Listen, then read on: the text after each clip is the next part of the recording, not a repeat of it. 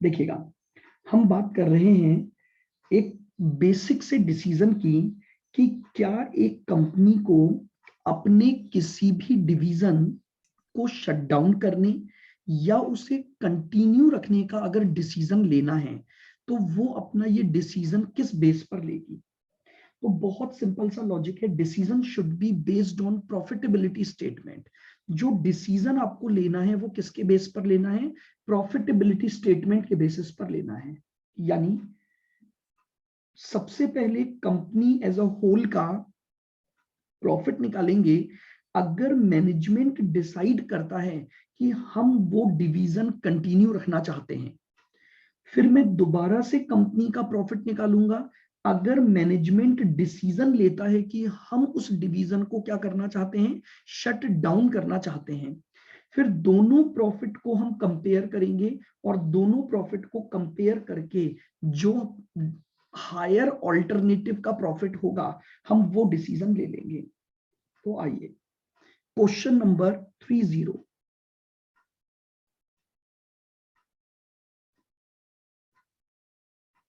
CM study material. देखिए इसने क्या बोला है, the dynamic company has 3 divisions. एक कंपनी है जिसमें 3 डिवीजन है, each of which makes a different product. The budgeted data for the coming year are as under. आपको डिवीजन ए, बी और सी का डेटा दे रखा है।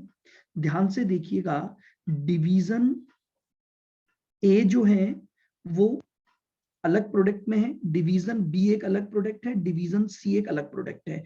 अब ध्यान से देखेंगे तो जो डिवीजन सी है वो लॉस मेकिंग डिवीजन हो गया। क्यों? क्योंकि डिवीजन सी में सेल्स तो होती है 84,000 की, लेकिन उस डिवीजन की जो कॉस्ट आपको दे रखी है वो 92,400 दे रखी है। तो इसका मतलब ये जो डिवीजन है वो लॉस मेकिंग डिवीजन है, और बाकी के जो दोनों डिवीजन है उसमें सेल वैल्यू ज्यादा है और कॉस्ट कम है। तो बाकी के जो डिवीजन है वो आपके प्रॉफिट मेकिंग डिवीजन है। The management is considering to close down the division C. Management बोल समझ सोच रहा है,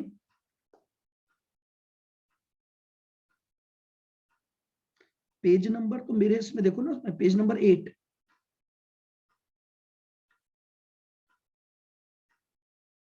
management is considering to close down the division C. Management अपने डिवीजन को क्लोज करना चाहता है। There is a possibility of reduce, there is no possibility of reducing the fix cost. बहुत इंपॉर्टेंट लाइन है। मैनेजमेंट ये बोल रहा है कि भाई अगर हम डिवीजन सी को बंद भी कर देंगे ना, तो डिवीजन सी की जो फिक्स कॉस्ट है ना, कितनी दे रखी है डिवीजन सी की फिक्स कॉस्ट? 28,000। ये लगेगी ही लगेगी। यहां पर कोई ऐसी पॉसिबिलिटी नहीं है कि अगर आप डिवीजन को बंद कर दो तो ये कॉस्ट बचने लग जाए। यानी ये जो 28,000 हैं ये लगेंगे। अगर आप डिवीजन को कंटिन्यू करते हो तो भी लगेंगे, डिवीजन को बंद करने का डिसीजन लोगे तो भी लगेंगे। तो आइए, एडवाइज वेदर और not division C should be closed down. आपसे पूछ रहा है कि एडवाइस दीजिए, क्या डिवीजन सी को क्लोज करना चाहिए या नहीं। आओ,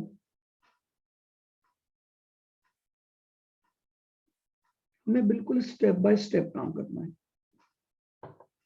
step 1,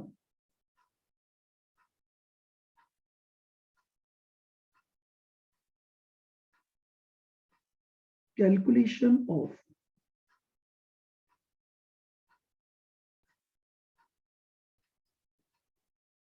profit of the company. Calculation of profit of the company if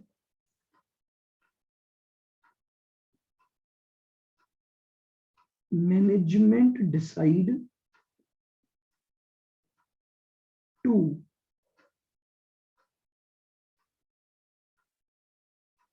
continue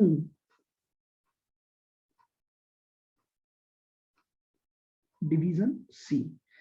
अगर मैनेजमेंट ये डिसाइड करता है कि मैं डिवीजन सी को कंटिन्यू करूंगा, ये ए डिवीजन है, ये बी डिवीजन है, ये सी डिवीजन है। सबसे पहले इनकी सेल्स, ए की सेल्स 112, बी की सेल्स 56 और सी की सेल्स है 84,000।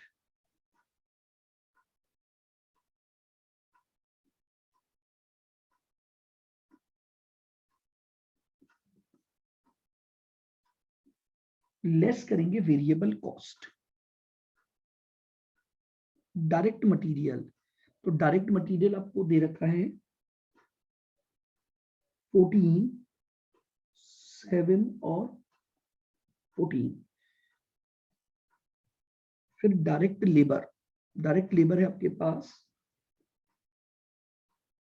5600, 7000 और 22,400। और फिर है डायरेक्ट एक्सपेंसेस, जो वेरिएबल एक्सपेंसेस होते हैं आपके, वो आपको दे रखे हैं 14, 7 और 28। 7 और 28।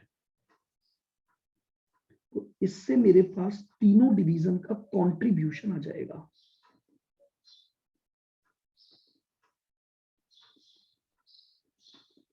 तीनों डिवीजन का मेरे पास क्या आएगा कंट्रीब्यूशन? 78,400। 78,400। फिर इसका आ गया 35,000 34 और 19,600। 19,600। ये लीजिए कंट्रीब्यूशन आ गया। अगर इसको जोड़ दूंगा तो कंपनी का टोटल कंट्रीब्यूशन आ गया।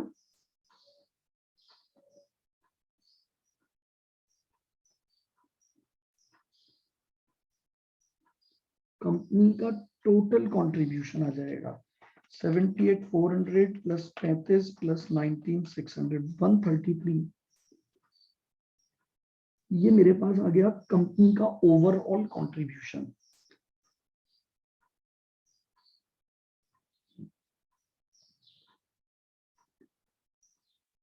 फिक्स टोटल फिक्स कॉस्ट तो 28 प्लस 14 प्लस 28, पूरे कंपनी की टोटल फिक्स कॉस्ट लग रही है 70,000। तो ये कंपनी का प्रॉफिट, ये कंपनी का प्रॉफिट आ गया 130। 63,000। ये लीजिए मैंने पहली स्टेप कंप्लीट कर दी। अगर मैनेजमेंट डिसीजन लेता है कि उसे डिवीजन सी को कंटिन्यू रखना है तो कंपनी का जो ओवरऑल प्रॉफिट आएगा वो कितना आएगा? 63,000 आएगा। सिंपली बस जो इनकम स्टेटमेंट का मेरा फॉर्मेट है सेल्स माइनस वेरिएबल कॉस्ट, तो कंट्रीब्यूशन आ गया, कंट्रीब्यूशन में से मैंने फिक्स कॉस्ट माइनस कर दी तो मेरे पास प्रॉफिट आ गया। नाउ स्टेप 2, अब दोबारा से कंपनी का प्रॉफिट निकालेंगे अगर मैनेजमेंट क्लोज करने का डिसीजन लेता है।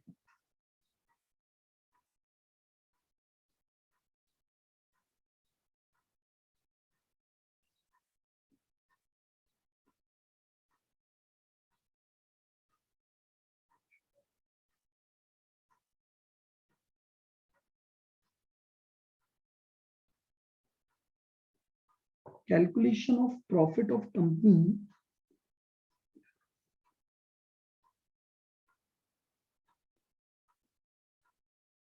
management decide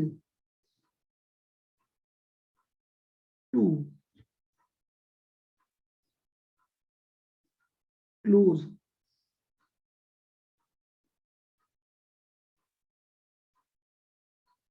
division C. अगर मैनेजमेंट ये डिसीजन लेता है हम डिवीजन सी को क्लोज कर देंगे तो ए और बी बचेगा बस केवल।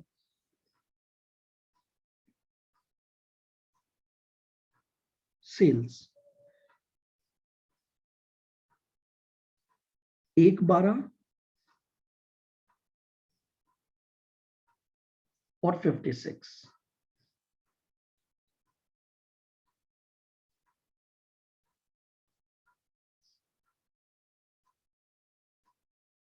वेरिएबल कॉस्ट ऊपर से ही टोटल कर लेते हैं अपन, ताकि अपने को दोबारा एक एक आइटम ना लिखना पड़े। तो 14,000 मटेरियल था, 5600 लेबर और 14,000 ये, तो 33,600 आपके पास टोटल वेरिएबल कॉस्ट थी। 600 और इसकी आपको दे रखी है 21,000। ठीक है, मैंने एक साथ लिख दिया है। तो हमारे पास आ गया 78,400 कंट्रीब्यूशन 78,400 और इधर आ गया आपके पास 35,000। 1,13,400 ये आ जाएगा हमारे पास 1,13,400 टोटल कंट्रीब्यूशन।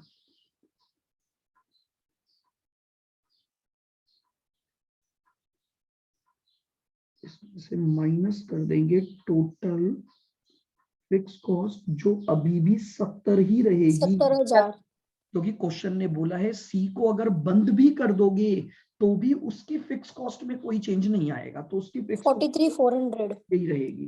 43,400 43,400 ये आपके पास कंपनी का प्रॉफिट आ गया। अब देखो आप, अगर डिवीजन सी भले ही लॉस मेकिंग डिवीजन है, लेकिन अगर आप डिवीजन सी को कंटिन्यू रखते हो तो कितना प्रॉफिट कमा रहे थे आप? 63,063 और अगर आपने उसको क्लोज करने का डिसीजन ले लिया, 43,400 फिर हो गया 43,400। तो इसका मतलब C should not be closed down, आपको सी को क्लोज नहीं करना चाहिए। लिखें सर, ये स्टेटमेंट पास करनी पड़ेगी ना? हाँ जी, डिसीजन। सर, ये आ सकता है कि कभी जैसे नेगेटिव में, लॉस में, या फिर ऊपर वाले से क्यों नहीं आ सकता, क्यों नहीं आ सकता? कई बार ऐसा होता है कि उसके लॉसेस इतने ज्यादा थे और उसकी फिक्स कॉस्ट बहुत कम थी, लेकिन फिर भी लॉसेस ज्यादा हो रहे थे due two variable nature cost, तो आ जाती है ये बात। या फिर ऐसा भी हो कि उसकी फिक्स कॉस्ट सेव होने लग जाए कि भैया हाँ हमारी, अगर आप डिवीजन सी को बंद कर दोगे तो डिवीजन सी की फिक्स कॉस्ट नहीं लगेगी, तो भी प्रॉफिट बढ़ जाता है। सर, वो तो क्वेश्चन में देगा ना। हाँ, क्वेश्चन बताएगा ना, तो उसी हिसाब से चलोगे आप। आपको थोड़ी पता है कोई बात, आपको हर एक चीज क्वेश्चन में दी जाएगी, कैसे कैसे ट्रीट करना है। आपको अपनी स्टेप लगानी है जो मैंने लिखवा दी। पहली स्टेप प्रॉफिट निकालो सी को कंटिन्यू रखते हुए, दूसरी स्टेप दोबारा प्रॉफिट निकालो उसको क्लोज करते हुए, और फिर डिसीजन ले लो। लिखो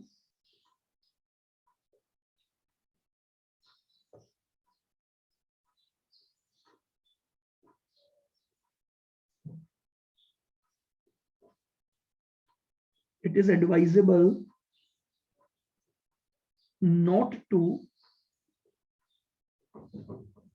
close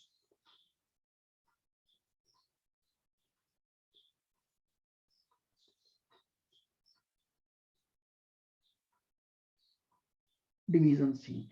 आपको डिवीजन सी को क्लोज नहीं करना चाहिए।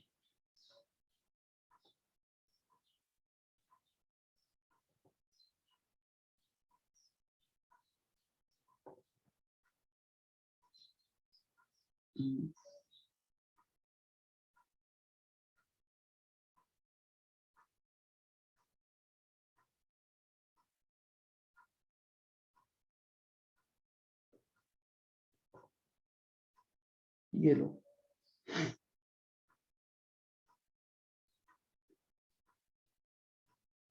बोलो क्लियर है ये पॉइंट? Yes. आइएगा अब लास्ट पॉइंट जो हमारे पेपर नंबर 8 को कंप्लीट करवा रहा है, यानी इसके बाद के आगे के जो पॉइंट्स होते हैं वो केवल हम कहां पढ़ते हैं, पेपर नंबर 10 में पढ़ते हैं। तो लास्ट जो टॉपिक है एज पर पेपर नंबर 8 की हम बात कर रहे हैं, तो हेडिंग डालेंगे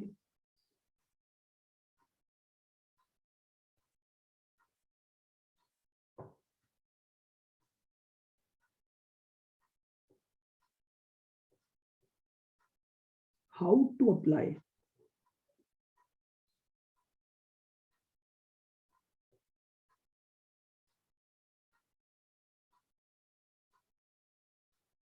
incremental oblique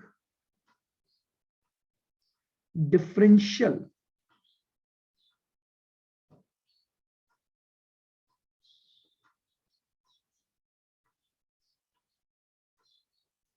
how to apply incremental या डिफरेंशियल अप्रोच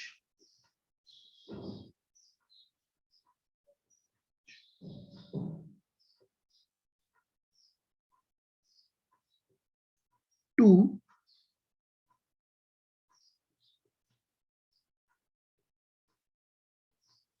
find out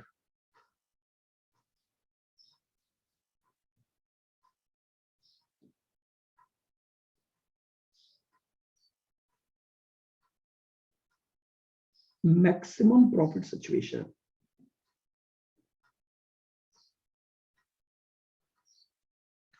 देखिएगा, अब कुछ भी नहीं है, हालांकि देखिए ये कोई एक टॉपिक नहीं है। देखिए इसके अलावा भी मैं आपको बोल रहा हूँ कि जब क्वेश्चन करोगे ना तो कहीं ना कहीं कुछ पॉइंट आ सकते हैं, लेकिन मैं आपको बता रहा हूं कि आपको according to the question data, अब यहां पर आपसे एक क्वेश्चन पूछा जाएगा, डिफरेंशियल अप्रोच या इंक्रीमेंटल अप्रोच। देखिए सबसे पहले तो इस अप्रोच को समझो और फिर इसको करना कैसे है वो हमें देखना है। देखिए इंक्रीमेंटल या डिफरेंशियल का मतलब होता है जब हम एक पर्टिकुलर लेवल से किसी अगले पर्टिकुलर लेवल पर जाते हैं फॉर द वर्किंग कैपेसिटी, तो हमारी रेवेन्यू में जो चेंज आता है या हमारी कॉस्ट में जो चेंज आता है उसे हम कहते हैं एप्लीकेशन ऑफ डिफरेंशियल या इंक्रीमेंटल अप्रोच। क्या मतलब हुआ देखना, मान लो फॉर एग्जांपल मैं आपको ऐसे बताता हूं, ये कौन है, ये है हमारे एक प्यारे से पर्सन मिस्टर एक्स, ठीक है। ये जो मिस्टर एक्स हैं, ध्यान से सुनना, ये जो मिस्टर एक्स हैं ये एट प्रेजेंट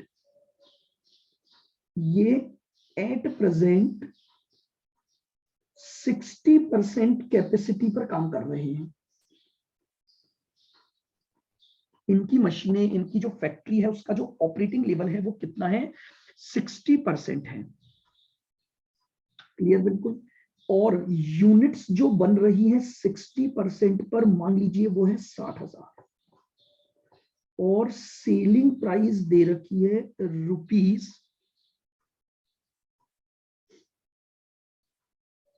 मान लीजिए 0.90 पर यूनिट, ठीक है। नाउ मिस्टर एक्स क्या जानना चाहते हैं वो समझना।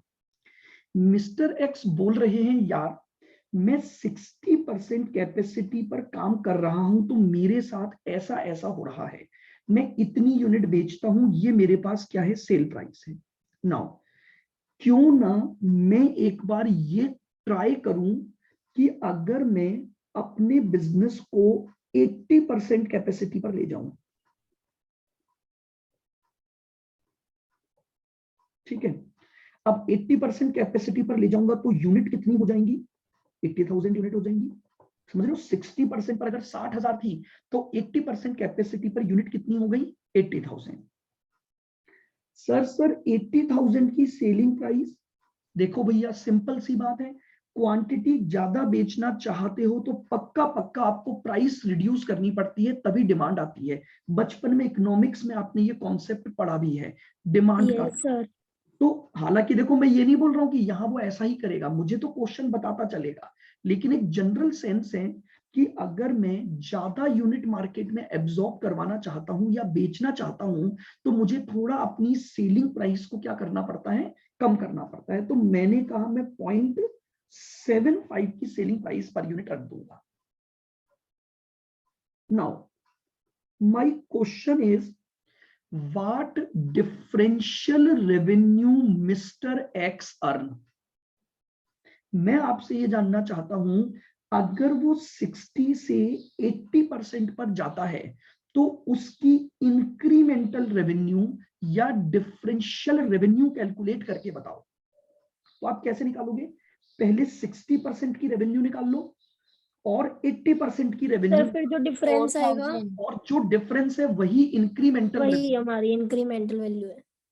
यहां रेवेन्यू कितनी आ गई, 54 और यहाँ कितनी आ गई, 60 60। तो बताओ इंक्रीमेंटल रेवेन्यू बताओ इंक्रीमेंटल कितना हो गया? है सर 6,000। बात समझ में आ रही है मेरी? यानी मुझे इस अप्रोच को फॉलो करते हुए मैक्सिमम प्रॉफिट निकालना है बस, अलग अलग सिचुएशंस पर। 80 के बाद वो बोलेगा 75 भी देगा, 95 भी देगा, 85 भी देगा, 100 भी, कितना भी दे सकता है। आपको सारा डेटा दिया जाएगा, बस वो केवल ये बोलेगा कि बाय यूजिंग द अच्छा कॉस्ट का भी निकाल, क्योंकि प्रॉफिट निकालना है। तो ये तो मैंने रेवेन्यू का इंक्रीज लिया, इसी तरह से मुझे क्या करना पड़ेगा? बोले कॉस्ट का नहीं। 60% पर मेरी ये कॉस्ट लग रही थी, 80% पर मेरी ये कॉस्ट लगेगी, तो कॉस्ट का भी डिफरेंस निकाल सकता हूं। हाँ सर। अब इंक्रीमेंटल प्रॉफिट में, रेवेन्यू में से अगर इंक्रीमेंटल कॉस्ट हटा दूंगा तो इंक्रीमेंटल प्रॉफिट आ गया कि नहीं आ गया? हाँ Yes, सर, sir. स्टेटमेंट में सिखाया था आपने। बस अपन, हाँ, बस एक सिंपल तरीके से हम वही काम कर रहे हैं जो हम ऑलरेडी अपने कई बार कर चुके हैं। तो बस मुझे ये देखना है कि किस लेवल पर आपका प्रॉफिट, इंक्रीमेंटल प्रॉफिट क्या होगा? मैक्सिमम होगा। किस पर आपका इंक्रीमेंटल जो प्रॉफिट है वो क्या होगा? मैक्सिमम होगा। जहां पर आपका प्रॉफिट मैक्सिमम होगा, हम बोलेंगे हमें उस परसेंट कैपेसिटी लेवल पर काम करना चाहिए। अंतर सिर्फ इतना है कि यहां डिसीजन टोटल प्रॉफिट के बजाय डिफरेंशियल प्रॉफिट पर ले रहा हूं, और कुछ नहीं है। मैं ऐसा काम टोटल पे भी तो कर सकता हूं।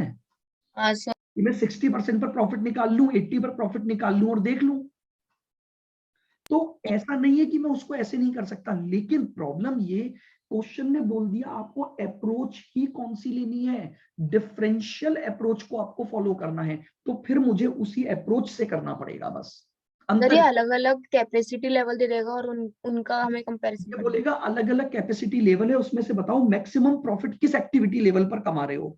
लेकिन उसके लिए टोटल अप्रोच काम में नहीं लोगे आप, डिफरेंशियल या इंक्रीमेंटल अप्रोच काम में लोगे। है। हाँ सर। बस अगर क्वेश्चन साइलेंट है तो मैं टोटल अप्रोच से भी कर सकता हूं। जैसे मान लो फॉर एग्जांपल, मुझे क्वेश्चन ने कुछ नहीं दिया, मुझे क्वेश्चन ने ये बोला ये 60% है, ये 70 है, ये 80 है, ये 90 है, ये 100 है। बस एक काम करो, ये बता दो कि किस लेवल पर काम करने पर ज्यादा प्रॉफिट हो रहा है। तो फिर मुझे इंक्रीमेंटल की जरूरत नहीं है। मैं क्या करूंगा, हर लेवल पर अलग अलग क्या बना लूंगा, प्रॉफिट स्टेटमेंट, प्रॉफिट। और देख लूंगा प्रॉफिट कहां ज्यादा है। लेकिन अगर क्वेश्चन ने स्पेसिफाई कर दिया कि नहीं डिफरेंशियल अप्रोच से ही निकालो, तो बस एक अप्रोच को चेंज कर रहा हूं मैं, और कुछ भी नहीं कर रहा हूं। अच्छा सर, ये सर, मतलब मैक्सिमम सर प्रॉफिट सिचुएशन ये बता देगा और क्वेश्चन में कुछ भी नहीं गिवन तो टोटल लगाएंगे। हाँ भाई भाई समझो मैं क्या बोल रहा हूँ, इसको भी मैं टोटल से कर सकता हूँ ना, इसको भी मैं टोटल से कर तो सकता हूँ। सर लेकिन क्वेश्चन ने बोल दिया कि इंक्रीमेंटल से करो, तो मुझे फिर करना पड़ेगा। बस वही चीज मैं आपको बता रहा हूँ, कोई नया टॉपिक नहीं है, ऑलरेडी अपन पढ़ चुके हैं इन बातों को। हाँ सर बाय डिफॉल्ट अगर कुछ मेंशन नहीं हो तो टोटल अप्रोच लेना है, जो आपको और लगे, अगर नहीं है नहीं तो फिर आप इससे ही करना समझे है। नहीं, जो आपको अच्छा लगे। इंक्रीमेंटल कभी, देखो मैंने आपको ये शुरू से बताया, टोटल और इंक्रीमेंटल प्रोवाइड सेम आंसर। ये आपके ऊपर है कि आप किस अप्रोच को फॉलो करते हो। अगर क्वेश्चन साइलेंट है तो आपके पास दोनों रास्ते खुले हैं, आप टोटल से भी निकाल सकते हो, इंक्रीमेंटल से भी। बट उस केस में जनरली हम टोटल से कर देते हैं, क्योंकि इस इजीली आ जाता है आंसर। टोटल अप्रोच से करना थोड़ा इजी पड़ता है, सारी सेल्स लिखी, सारी कॉस्ट लिखी, प्रॉफिट निकाल दिया। इसलिए मैंने आपको बोला ये तभी यूज करो इंक्रीमेंटल अप्रोच जब क्वेश्चन आपको बोलेगा। बोलो क्लियर है कि इसमें कुछ लिखवाने की जरूरत है या पॉइंट समझ में आ गया? सिंपली बस इंक्रीमेंटल बेसिस पर काम करना है। मैं आपको इसका क्वेश्चन करा देता हूं। तो आ जाइए हमारे पास, इसका है क्वेश्चन नंबर 25, जो हमारे स्टडी मटेरियल का 14th इलस्ट्रेशन है इस अप्रोच के लिए। आइए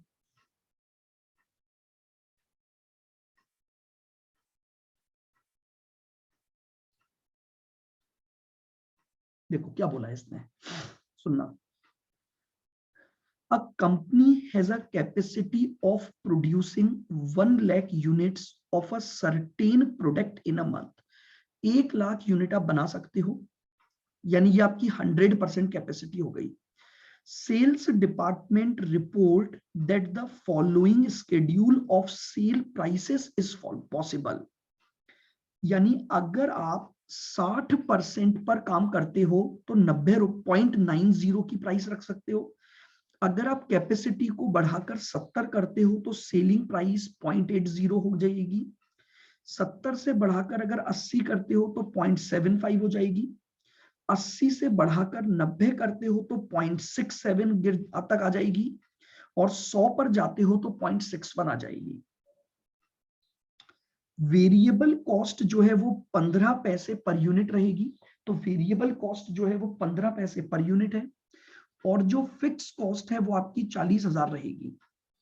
ये बोल रहा है prepare a statement showing incremental revenue. आपको बताना है हर स्टेज पर आपकी इंक्रीमेंटल रेवेन्यू क्या है, एंड डिफरेंशियल कॉस्ट भी बतानी है। हर लेवल पर इंक्रीमेंटल रेवेन्यू और डिफरेंशियल कॉस्ट बतानी है, और फिर ये भी बताना है कि at which volume of production will the profit be maximum, कि किस एक्टिविटी लेवल पर अगर आप काम करोगे तो आपका प्रॉफिट क्या होगा, हाईएस्ट होगा। हम एक ही चार्ट में सब चीजें बनाएंगे, तो अब ध्यान से मेरे साथ साथ फॉर्मेट बनाएंगे आप। देखो सर एक बार ऊपर वाला एग्जांपल शो कर दो स्क्रीनशॉट। ये लो, यस आओ।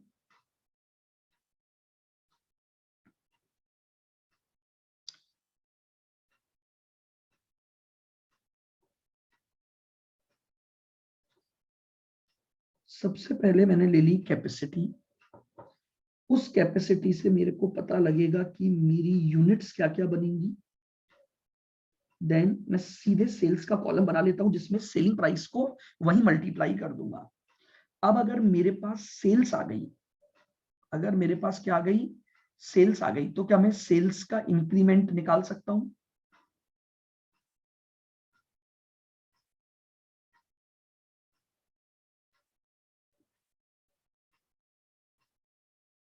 Incremental sales.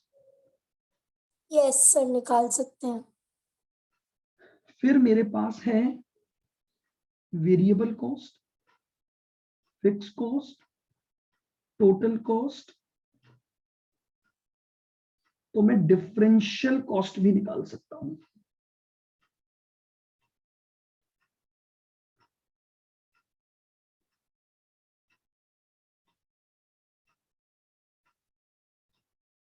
Sir incremental sales मतलब इंक्रीमेंटल रेवेन्यू।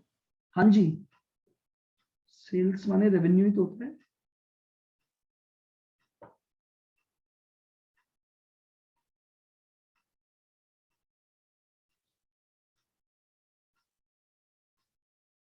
आ जाओ, सबसे पहले बात करते हैं, मुझे दे रखा है 60% कैपेसिटी लेवल पर। देखिए अगर आपकी कैपेसिटी 1,00,000 यूनिट की है तो 60% पर आप बना पाओगे 60,000 यूनिट, और यहां पर आपकी जो सेल्स होगी वो 60,000 इंटू 0.90 यानी 54,000 होगी। आओ 70% पर पहले हम सारी सेल्स निकाल लेते हैं।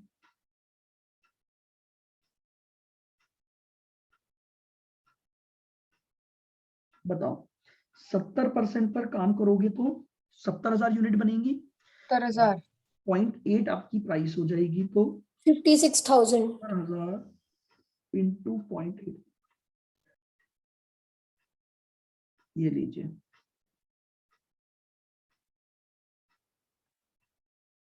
80% पर जाएंगे तो 80,000 यूनिट इंटू सेलिंग प्राइस हो जाएगी आपकी 0.75। 80 इंटू 0.75 ये आ गया 60,000। 60,000।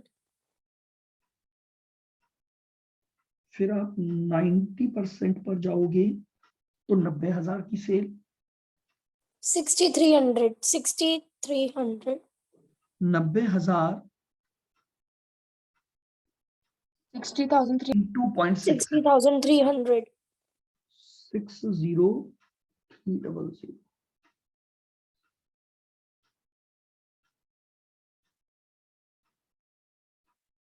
61,000।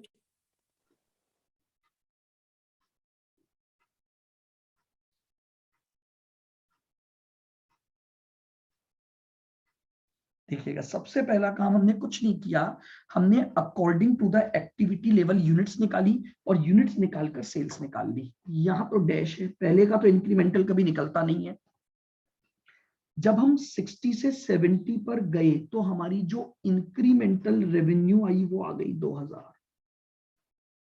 फिर 56 से 60 पर गए तो इंक्रीमेंटल रेवेन्यू आ गई 4000। 60 से 60,300 पर गए तो इंक्रीमेंटल रेवेन्यू आ गई 300 और यहां इंक्रीमेंटल रेवेन्यू आ गई 700।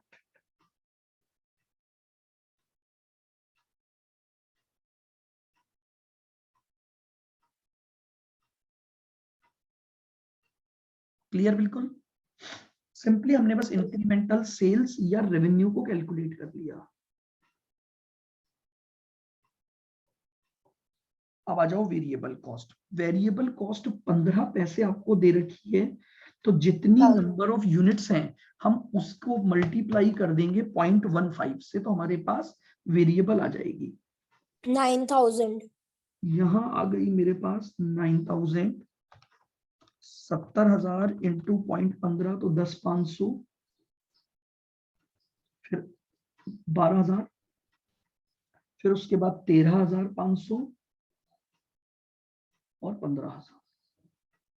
लीजिए ये हमारे पास हर लेवल की वेरिएबल कॉस्ट आ गई। फिक्स कॉस्ट उसने आपको दे रखी है, हर लेवल पर आपको 40,000। टोटल कॉस्ट निकाल सकते हो 49,000, 50,500, 52, 53,500, 55,000। ये लो डिफरेंशियल निकाल दो, पहले का तो निकलता नहीं है। यहां से यहां पर 1500 का चेंज, यहां से यहां पर 1500 का चेंज, यहां से यहां पर 1500 का चेंज,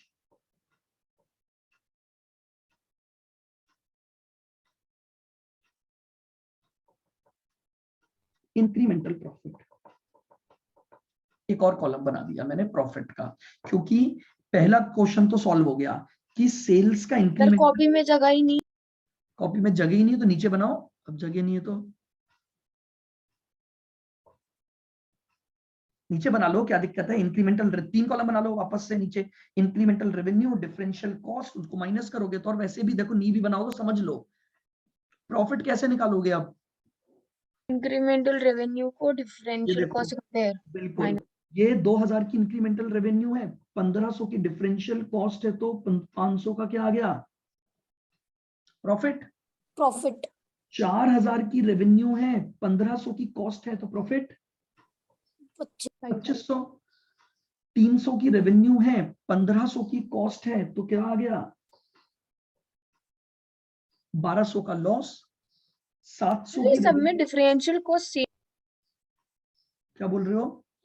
ये डिफरेंशियल कॉस्ट सेम आती है क्या टाइम सेम, या फिर इस ऐसा क्वेश्चन कोई में जरूरी नहीं है, लेकिन आएगी ना यहाँ पर, इसलिए आएगी क्योंकि यहाँ पर वेरिएबल कॉस्ट पर यूनिट में, मतलब फिक्स कॉस्ट में, भाई वेरिएबल कॉस्ट पर यूनिट का ही तो फर्क आ रहा है केवल। यस आप सर। सोचो, फिक्स तो कांस्टेंट चली गई, हाँ, और वेरिएबल भी। सबका ये गैप इक्वल है बिल्कुल, 10-10 हजार यूनिट का। अगर ये गैप चेंज करूंगा तो चेंज आ सकता है।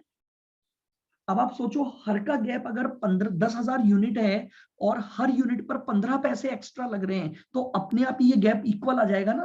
गैप इक्वल, हाँ। अगर यहाँ पर मैं पर्स चेंज कर दूं, जैसे यहाँ पर 60 से 70 के बजाय पहले 65 ले लूं, फिर 72 ले लूं, फिर 85 ले लूं, तो चेंज आ जाएगा। बताओ सबसे ज्यादा इंक्रीमेंटल प्रॉफिट कहां दिखाई दे रहा है? सर 80%। 80%। ये लीजिए, आपका आंसर आ 80%। गया। बस उसने यही पूछा था कि सब आपका प्रॉफिट मैक्सिमम किस कैपेसिटी पर हो रहा है, तो लिख दो decision.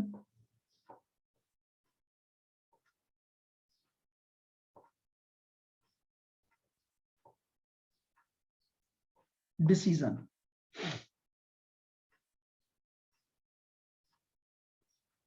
At 80% capacity, at 80% capacity, incremental profit. वापस बताऊं, ये लो प्रॉफिट कैसे निकलता है दुष्यंत, ये बताओ मुझे आप। प्रॉफिट कैसे निकालते हो? रेवेन्यू माइनस कॉस्ट करके प्रॉफिट निकलता है। Yes sir. आओ, अब अपनी रेवेन्यू का इंक्रीमेंटल ये रहा और कॉस्ट का इंक्रीमेंटल ये रहा। अब देखो, आपने 2000 की, देखना मेरे कर्सर को, 2000 की इंक्रीमेंटल रेवेन्यू कमाई और 1500 का इंक्रीमेंटल खर्चा किया, तो बताओ प्रॉफिट कितना हुआ? 500।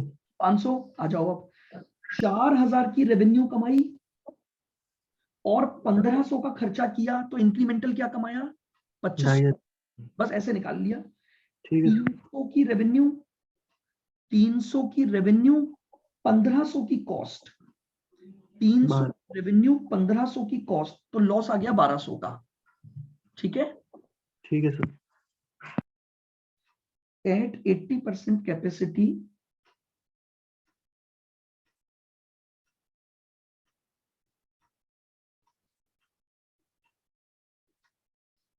company will earn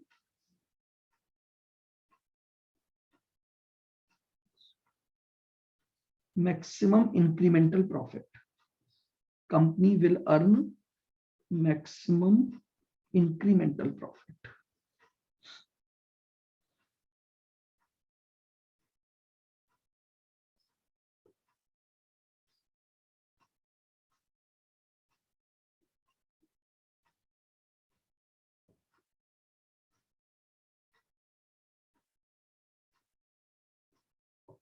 ये लीजिए, अगर आप डिफरेंशियल अप्रोच को काम में लेकर अपना प्रॉफिट निकाल रहे हैं तो इस जगह पर आपको मैक्सिमम प्रॉफिट होगा। बताइए, क्लियर है बिल्कुल?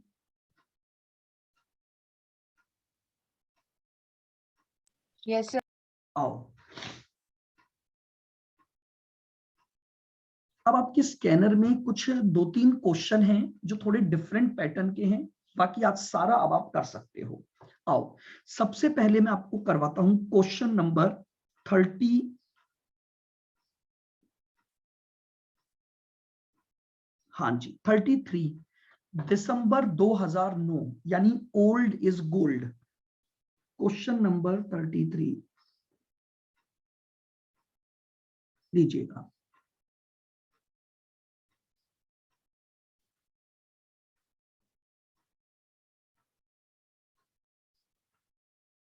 बिल्कुल धीरे धीरे आराम से मेरे साथ साथ क्वेश्चन को समझना। देखो ये क्या बोल रहा है, अ कंपनी प्रोड्यूसेस,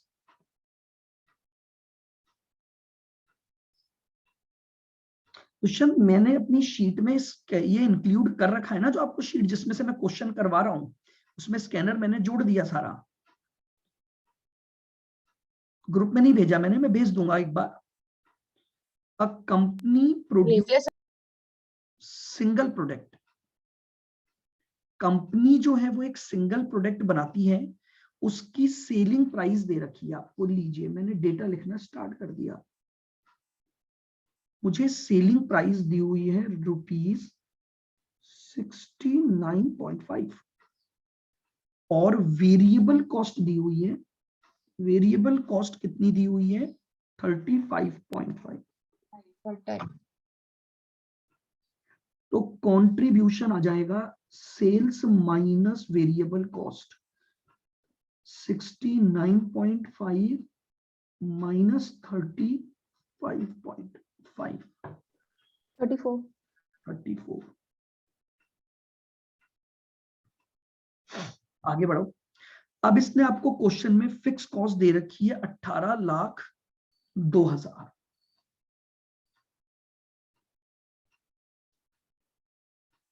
ये लीजिए, ये डेटा उसने आपको क्वेश्चन में दिया है।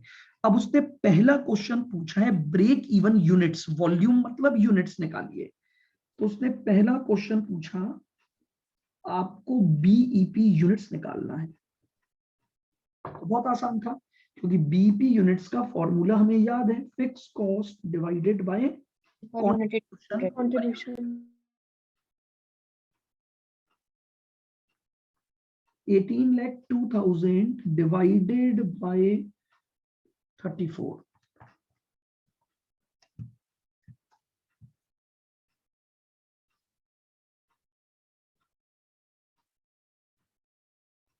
ये लीजिए। अच्छा जी, अब मेरी बात को थोड़ा सा सुनना। 53,000 पर बीईपी आने का मतलब है कि 53,000 यूनिट अगर आप बनाते हो तो आप अपनी इस फिक्स कॉस्ट को पूरा पूरा रिकवर कर लोगे। इसके बाद आपकी फिक्स कॉस्ट नहीं लगेगी।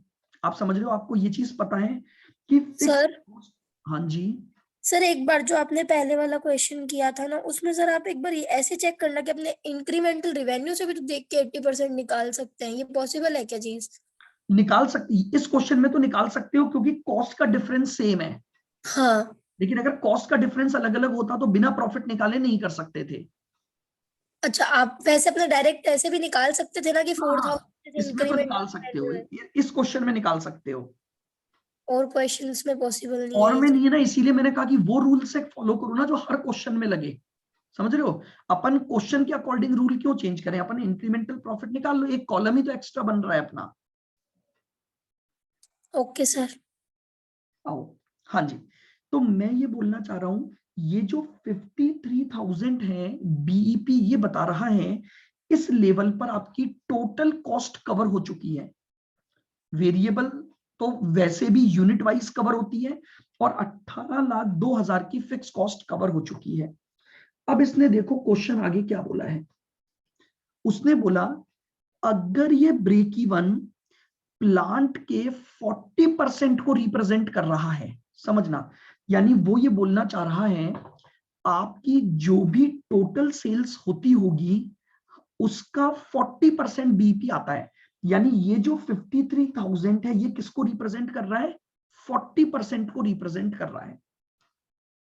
तो देखो, अब वो पूछ रहा है अगर आपकी कैपेसिटी को 80 कर दिया जाए तो मुझे बताओ, अगर 53,000 40 को दे ले जा रहे हो तो अगला 40 भी सेम ही होगा कि नहीं होगा? मतलब 80 पर डबल यूनिट हो जाएंगी कि नहीं हो जाएंगी? Yes sir. हो जाएंगे। देखो, मैंने आपको ये बोला, उसने क्या बोला है, प्रॉफिट निकाल कर बताओ 80% पर। अब अगर सेलिंग प्राइस को 10% रिड्यूस कर दिया जाए 20% के लिए, और 15% रिड्यूस कर दिया जाए अगले 20% के लिए। अब सुनो ध्यान से, पहले तो मैं ये देखता हूं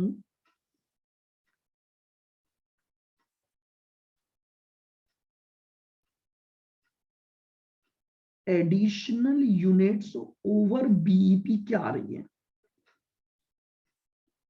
मैंने ये बोला कि ये जो 53 है, अगर ये 40 है तो अगला एडिशनल 40 भी इसी के बराबर होगा कि नहीं होगा? बोलो, ये समझ आया?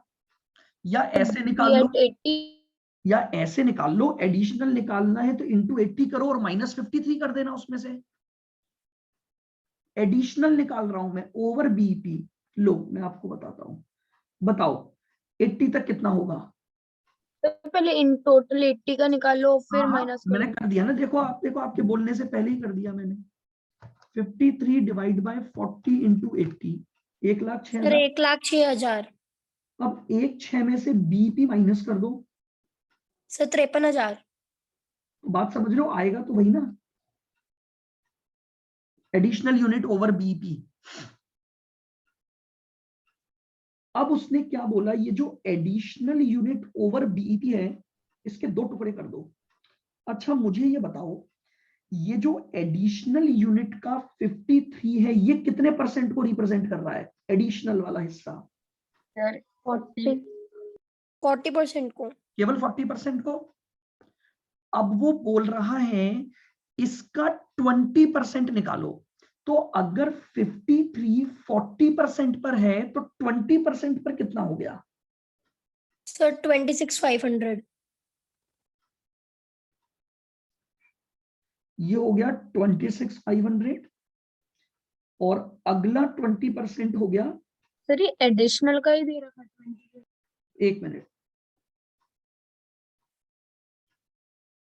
26,500।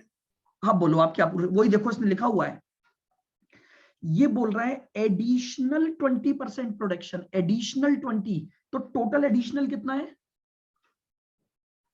40, बस यही 40%। ये टोटल एडिशनल, इसका 20 मत कर देना कि आप कहीं 53 का 20 कर दो। ये एडिशनल खुद टोटल 40 है, उसमें से 20 यानी इसका 50%, और इसमें से बचा हुआ 20 यानी इसका 50%। ये बोल रहा है इन यूनिट को जब आप बेचोगे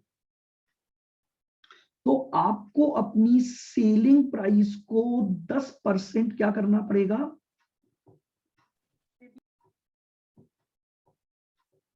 रिड्यूस, और जब इसको बेचोगे तो सेलिंग प्राइस को क्या करना पड़ेगा, रिड्यूस। तो जरा रिवाइज्ड सेलिंग प्राइस बता दो। सर आपने इतना इजीली कैसे बना दिया जैसे सेंटेंस को? इतना इजी कैसे बना दिया? सर आपको तो इतनी जल्दी समझ में आ गया, मैं तो सोचती ही रही हूँ। अरे तो भाई मैं तो बरसों से करा रहा हूँ, लिखा हुआ है, आप लाइन को फिर ध्यान से पढ़ो, देखो धीरे धीरे पढ़ना सीखो। ये बोल रहा है प्रॉफिट निकालना है 80% कैपेसिटी पर, यहां तक समझ आ गया? हाँ सर। अब मुझे एक बात बताओ, प्रॉफिट हमेशा बीपी के बाद ही आता है हाँ, नो प्रॉफिट। क्या? बीपी तक कभी प्रॉफिट आता है क्या? नहीं sir, No, no sir. Profit no यानी लॉस। अगर आप 80% पर काम करते हो तो टोटल 1,06,000, ये समझ आ गया? हाँ सर, ये तो आ गया। लेकिन मुझे पता है इसमें से बीईपी तक तो कभी प्रॉफिट हो ही नहीं सकता, तो 53। प्रॉफिट केवल 53 पर कमाऊंगा, हाँ, प्रॉफिट केवल 53 53 पर कमाऊंगा। अब उसने आगे बोला कि उसमें से भी एडिशनल 20% बाहर निकालो पहले तो। अब उसने देखो वर्ड यूज किया एडिशनल, इसलिए मैंने यहां पर भी एडिशनल निकाला। अब मैं बोल रहा हूं ये पूरा एडिशनल जो मैंने निकाला ये 40% है कि नहीं है, ये पूरा एडिशनल। हाँ, इसका अब 20%। उसमें से 20% निकालना है, तो बेसिकली 50 हो गया। अगर ये 53 40% एडिशनल को बताता है तो मैं बोलूंगा है तो कि भैया ये 53 एडिशनल है, जो एडिशनल का 40 बताता है, तो एडिशनल का 20 निकाल दो। हाँ सर। ये लो। अब मुझे बताओ यहाँ सेलिंग प्राइस क्या आएगी? Sir 23,850। Selling price 69.5 minus 10%, 62.55। Clear है? हाँ सर। सर ये सेलिंग प्राइस वाला एक बार दिखाना कैसे किया आप? 69.5 है, 10% कम कर दो, क्या हो गया? 10% कम हो रही है ना सेलिंग प्राइस। हाँ सर। Yes sir. यहाँ पर 15% कम कर दो तो 59.07। 59.07। वेरिएबल कॉस्ट कितनी दे रखी है? 35.5। 35.5। कंट्रीब्यूशन कितना आ गया? 62.55 माइनस 35.5। 27.05। इधर आ जाओ, 59. 0.575। अब बचपन का एक रिलेशन याद करो जो मैंने चैप्टर के बचपन में बताया था। मैंने कहा था जब आप बीईपी तक पहुंच जाते हो तो उसके बाद एफ तो खत्म हो गई ना, एफ तो 0 हो गई, तो हाँ सर। इसका मतलब जितना कंट्रीब्यूशन कमाओगे वो पूरा का पूरा प्रॉफिट होगा कि नहीं होगा? हाँ यस सर। ये देखो इधर, जब मैं ओवर बीईपी जाता हूं मुझे पता है contribution is always equal to profit के बराबर होगा, प्रॉफिट। तो बस उसने यही तो मांगा है कि प्रॉफिट निकाल दो, तो इसका प्रॉफिट निकाल दो। 27.05 कमाऊंगा इंटू 26,500 यूनिट से। अच्छा, एडिशनल यूनिट्स का प्रॉफिट निकालना है। यही तो पूछा है उसने, देखो आप। और 20, और वैसे भी एडिशनल पे ही कमाओगे ना, 53 तक तो वैसे ही बीपी चल रहा है, तो बीपी तक तो प्रॉफिट हो ही नहीं सकता। ये लो, ये आंसर आएगा। 716,825। तो ये तो आ गया 624,737.5। बाद में टोटल राउंडेड ऑफ कर देंगे। सर वो आया 716,825। फिर 716,825। 825। टोटल प्रॉफिट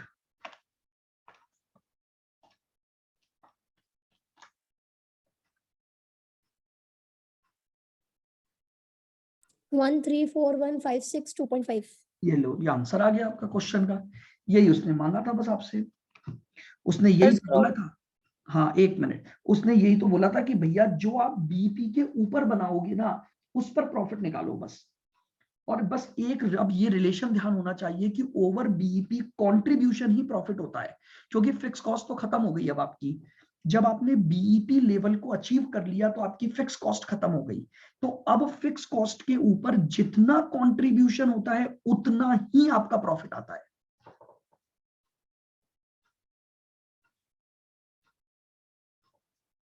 बोलो, क्लियर है?